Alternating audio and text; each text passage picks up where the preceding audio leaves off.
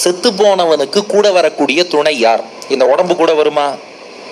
வராது. காலம் முழுக்க இவன் என்ன நினைச்சுட்டு இருக்கான்? இந்த உடம்புக்காகத்தான் வாழ்கிறோம், இதுல பைசெப்ஸும் சிக்ஸ் பேக்ஸும் வந்துருத்துன்னா அதுதான் வாழ்வின் லட்சியம்ங்கிறான். ஆனா பைசெப்ஸ் சிக்ஸ் பேக்ஸ் எதுவுமே போன அப்புறம் கூட வராது. 2, சொந்தக்காரா உறவினர்கள் யாராவது போன அப்புறம் கூட வருவாளா? வீடு வரை உறவு, வீதி வரை மனைவி, காடு வரை பிள்ளை, கடைசி வரைக்கும் யாரும் வரது இல்லை. சரி, சொத்து செல்வம் அவ்வளோ சேர்த்து வச்சானே, ஏதாவது கொஞ்சம் கையில் கொண்டு போக முடியுமா? நான் போகும்போது இப்போ ஒரு 100 ரூபா பணமாவது கொடுறா கையில் கொண்டு போகிறேன்னா அதை கூட கொடுக்க மாட்டான். கையில் ஏதாவது நகை போட்டிருந்தாலும் அதையும் உருவிண்டு தான் விடுவானே ஒழிய எதையும் கையில் கொண்டு போக முடியாது. போட்டுருக்க நகையே நமக்கு சொந்தமாக இருக்காது. அப்போது உடம்பு கூட வரப்போகிறது இல்லை, சொந்தக்காரா நண்பர்கள் கூட வரப்போகிறது இல்லை, சம்பாதிச்ச பணமோ காசோ கூட வரப்போகிறது இல்லை. நீ சம்பாதிச்ச பாப புண்ணியம் மட்டும்தான் கூட வரும்.